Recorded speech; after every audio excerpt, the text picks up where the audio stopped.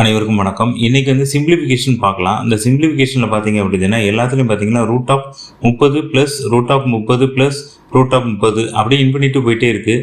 நம்ம அது என்ன பண்ணுறோம் அப்படின்னா இந்த இன்ஃபினிட்டிவ் போகிறதில் பார்த்தீங்க அப்படின்னா எல்லாத்துக்குமே காமனாக இந்த ப்ளஸ் போட்டிருக்காங்க இல்லையா, அதான் நம்ம பார்க்கணும். எல்லாத்துலேயுமே மூணுலேயும் ப்ளஸ் போட்டிருக்காங்க, ஒரே நம்பராக இருக்குது அப்படின்னா நம்ம என்ன பண்ணணும்னா சிம்பிளான மெத்தட் தான். இப்போ 30 இருக்கா, இந்த 30 நீங்கள் என்ன பண்ணணும் அப்படின்னா 2 டிவைட் பண்ணணும். அது எப்படி டிவைட் பண்ணணும் அப்படின்னா 30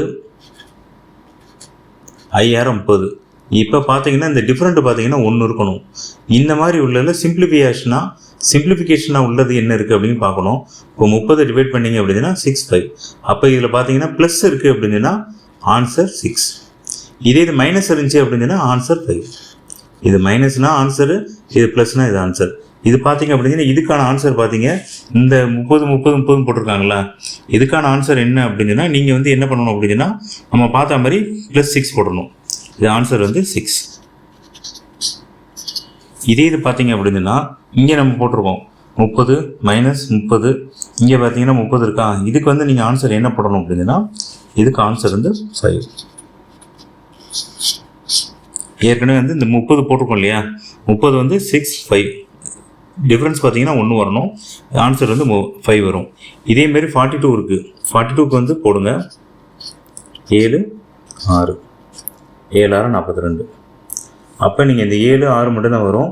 இந்த 7 6ல் பார்த்தீங்க அப்படின்னா டிஃப்ரென்ஸ் பார்த்தீங்கன்னா 1 தான் வருது. அப்போ இது ப்ளஸ்ஸாக இருந்தால் 7, மைனஸாக இருந்தால் 6. இப்போ இதில் பார்த்தீங்க அப்படின்னா ப்ளஸ்.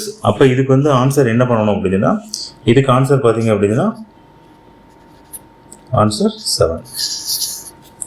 இதே பார்த்தீங்க அப்படின்னா நம்ம இன்னொரு கணக்கு கொடுத்துருக்குறோம்.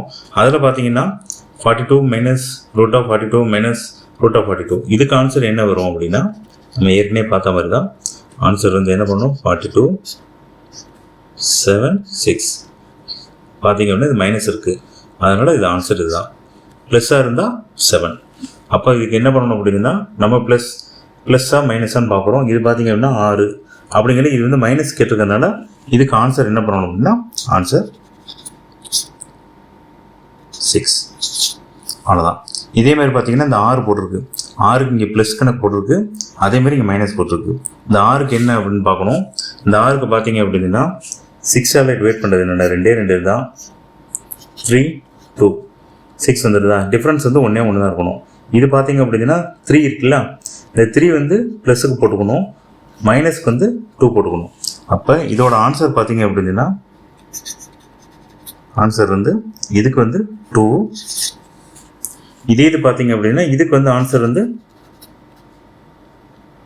என்ன வரும் 3 வரும்.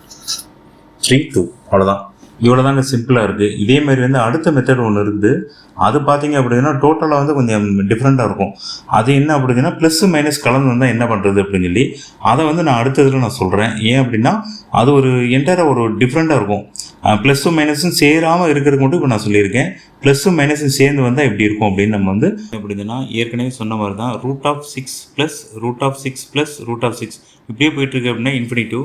இதில் நம்ம பார்க்க வேண்டியது என்ன பார்க்கணும் அப்படின்னா 6 கேட்டிருக்காங்க. அந்த 6க்கு நம்ம என்ன பண்ணணும் அப்படின்னா இந்த 6க்கு 6 போட்டுக்குங்க, இதால் மல்டிப்ளை ஆகிறது 3 2. இது 2 தான், அதாவது டிஃப்ரென்ஸ் 1 இருக்கணும். ஏன் அப்படின்னா இங்கே ப்ளஸ் இருக்குது, அதனால் டிஃப்ரென்ஸ் 3 2. அதுக்கு டிஃப்ரென்ஸ் பார்த்தீங்கன்னா 1. இந்த டிஃப்ரென்ஸில் பார்த்தீங்க அப்படின்னா இங்கே ப்ளஸ் இருக்குது அப்படின்னா இந்த பெரிய நம்பர் 3 வந்துடணும். இதே இது மைனஸாக இருந்தால் அப்படின்னா இது 2 வந்துடும். இப்போ இதுக்கு ஆன்சர் என்ன அப்படின்னா ஆன்சர் 3. அவ்வளோதான். இது ஏற்கனவே நம்ம பார்த்த கொஸ்டின் தான். இப்போ என்ன அப்படின்னா அடுத்த தேர்வு பார்த்தீங்க அப்படின்னா √6 ப்ளஸ் √6 மைனஸ் √6 ப்ளஸ் √6 மைனஸ் அப்படி போயிட்டே இருக்குது. இந்த மாதிரி போயிட்டுருக்கு அப்படின்னா நம்ம என்ன பண்ணணும் அப்படின்னு பார்க்கணும். இந்த மாதிரி போயிட்டு இருந்தோம் அப்படின்னா இதுக்கு நம்ம ஒரு ஃபார்முலா இருக்குது, அந்த ஃபார்முலா யூஸ் பண்ணால் மட்டும்தான் போட முடியும். இப்போ பார்த்தீங்கன்னா √4n - 3 + 1/2. இதில் பார்த்தீங்க அப்படின்னா எண்ணுங்கிறது நமக்கு என்னென்னு தெரியணும். எண்ங்கிறது ஒரே நம்பர் தான். இப்போ எண் மாறலை. ஏன் அப்படின்னா இது 6 6 6 எல்லாமே 6 இருக்கா, அப்போ மாறலை. அப்போ n = 6.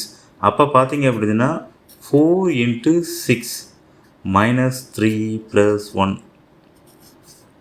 ரூட்டாக போட்டுக்கணும் /2. என்ன வருது 24